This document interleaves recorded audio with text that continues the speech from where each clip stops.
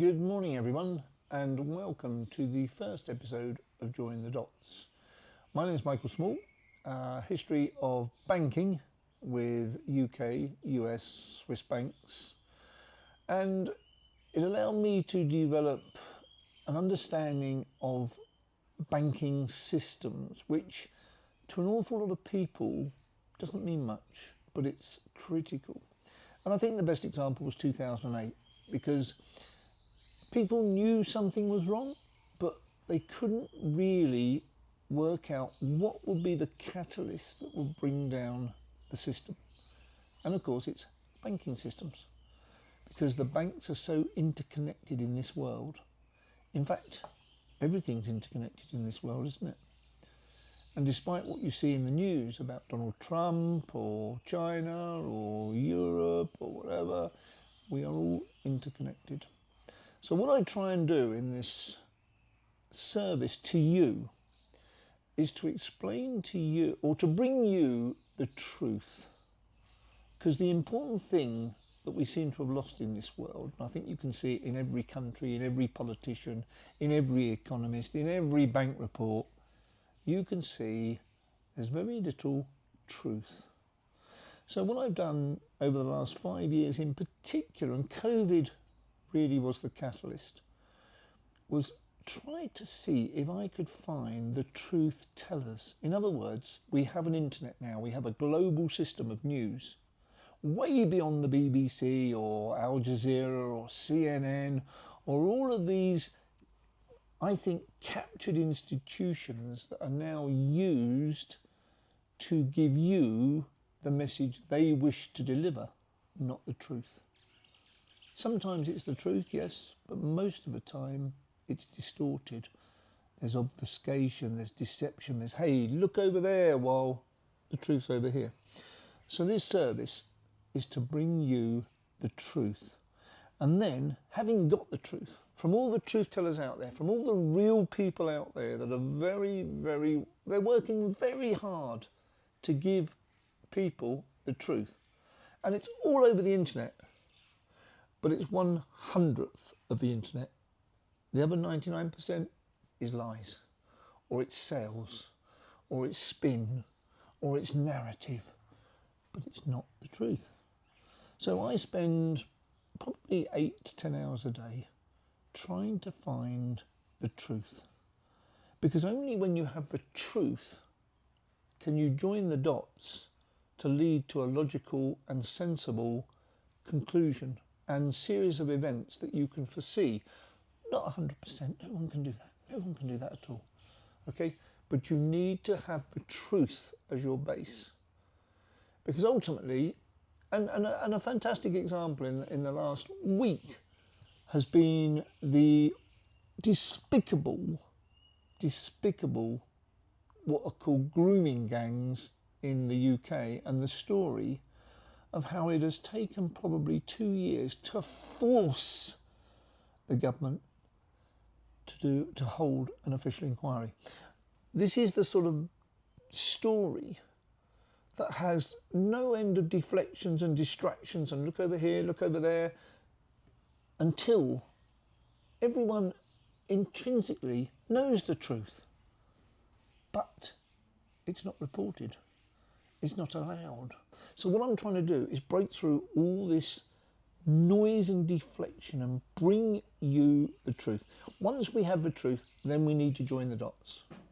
We need to join the dots. At the end of this episode, I'm going to leave you with an incredible statement, and you will see that I will be right.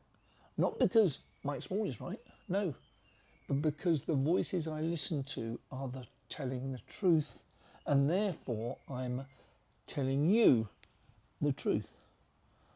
Then we join the dots. And in this world today, we have to join a lot of dots. And we have to sift our way through an awful lot of noise, narrative, false narrative. The very emotional story that is still out there now in its 5 years is, of course, COVID and the vaccines and their effectiveness or non-effectiveness, their usefulness or non-usefulness, their danger or non. How can you find the truth? it's incredibly difficult. And then put that onto economics. How do you find the truth? How do you find a government that's telling the truth about its political or economic conditions? You can't. How do you find data that tells you the truth? You can't. Every single bit of data is distorted to try to present the truth as the person giving you that news wants to represent it. But it's not true. I'm going to give you one on the vaccines because I think it's the most important issue out there, which an awful lot of people find very, very uncomfortable to talk about. But let's talk about COVID itself. Okay, let's talk about COVID. What was the origin of COVID? Okay, so day one, it was very clear that there was a virology lab in Wuhan and the virus came from Wuhan. Joining the dots there was very simple. There were just two dots: laboratory, wet food market, virus. But how many years has it taken for that truth to become accepted as the truth? 5 years, beginning of this year, we finally found that groups like the Department of Energy in the US came to the conclusion that it was definitely leaked from the lab. 5 years when they were how many miles apart? To me, obvious. But I didn't accept it was obvious and say, that's it. I then listened to many, many voices, many disparate voices from all around the world trying to come to the truth. We needed to find the truth. If you don't have the truth, the dots you join are all over the place. You can't make the right picture. Okay, we're trying to come to the right picture by joining the dots based on the truth. All right, it's very important. So, we now know that the virus came from a lab in Wuhan. So easy, wasn't it? So easy. And yet it's taken 5 years. So there are lots of truths out there which are struggling to get oxygen, struggling to get sunlight, struggling for you to be able to find them, see them, understand them, and then be able to join the dots and say, well, if that's the truth, and that's the truth, and that's the truth, and that's the truth, oh, where are we going? That's what I do for you, okay? I have an economics background. I have a banking degree with a distinction. That's it. That's the end of my description of my own history. You don't need anything else because I'm going to bring to you experts way beyond my abilities, way beyond them. Because out in the world at the moment, there are thousands of expert voices, and many of them are being censored, silenced, cancelled. Even their Wikipedia page, even their history gets altered. We're living in a world of deception. But what I've done over the last 5 years before launching this service is to find those voices. Okay, find those voices. And again, I'm sorry to bring it back to vaccines because I know it's a very emotional subject. But when those vaccines were launched in, I think it was late 20 or early 21, there were voices even then, experienced, scientific, professional voices saying, this is not possible. It is not possible to bring a vaccine to market in 9 months.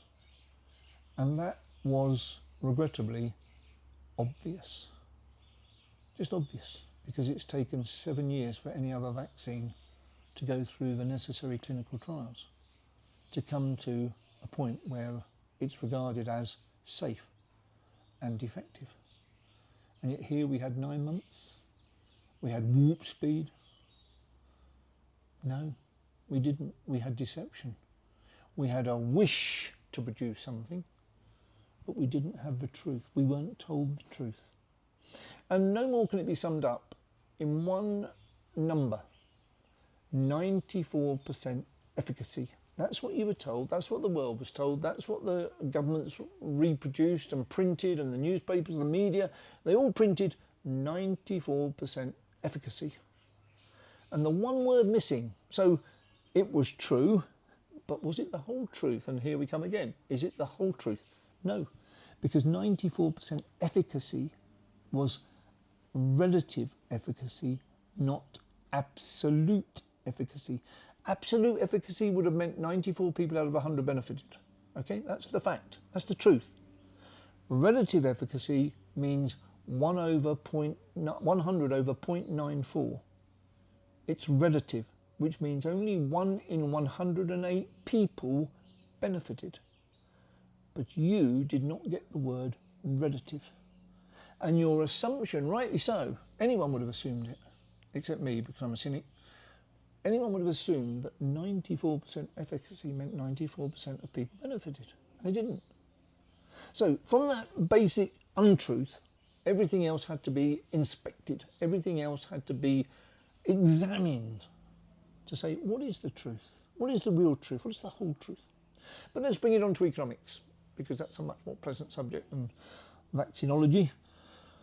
Economics. So again, we have to think, what is the truth? We're being told some things, but what is the truth? Now, I'm going to focus on China now until the end of this broadcast, because I want you to really understand the consequences of the deception that you are faced with when looking at Chinese data, Chinese progress in this world, because it's not what it seems.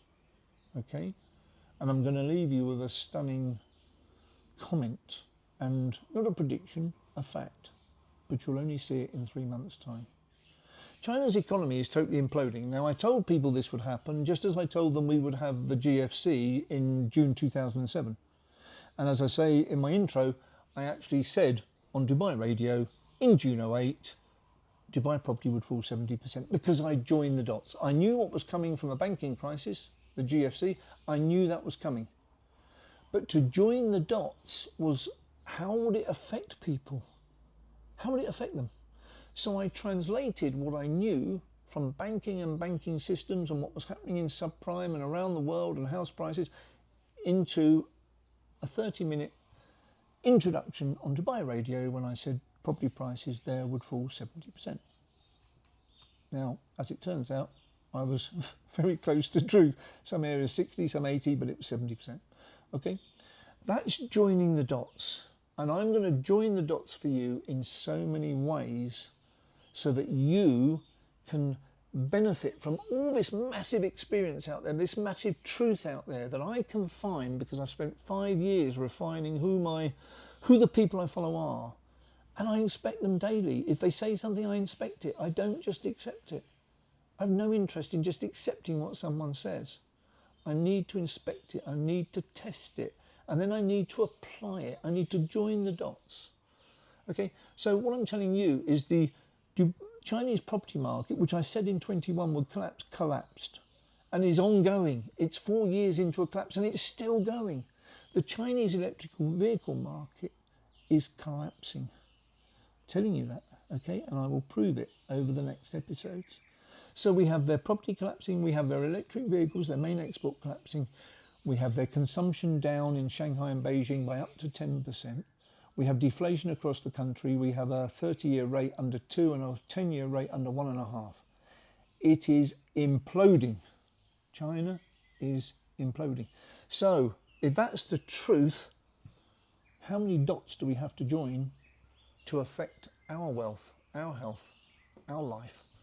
Quite a few, but that's what we'll do over the next episodes. We will join the dots. Okay. Now I'm going to leave you, as promised you, a stunning revelation for the end of this show, just to show you how serious I am. Chairman Xi will not be the secretary, the general secretary of the Communist Party, Chinese Communist Party, by the end of September. And I'm telling you that because it's a fact. And I've inspected the narrative, I've inspected the story, I've got to the truth. He will not be there. You will not hear this anywhere else. You certainly won't hear it in the mainstream news. Okay, thank you for joining me on this journey. It's going to be a fantastic journey, and we will come on to the wealth effects of joining the dots as we proceed. Okay, I'll see you tomorrow.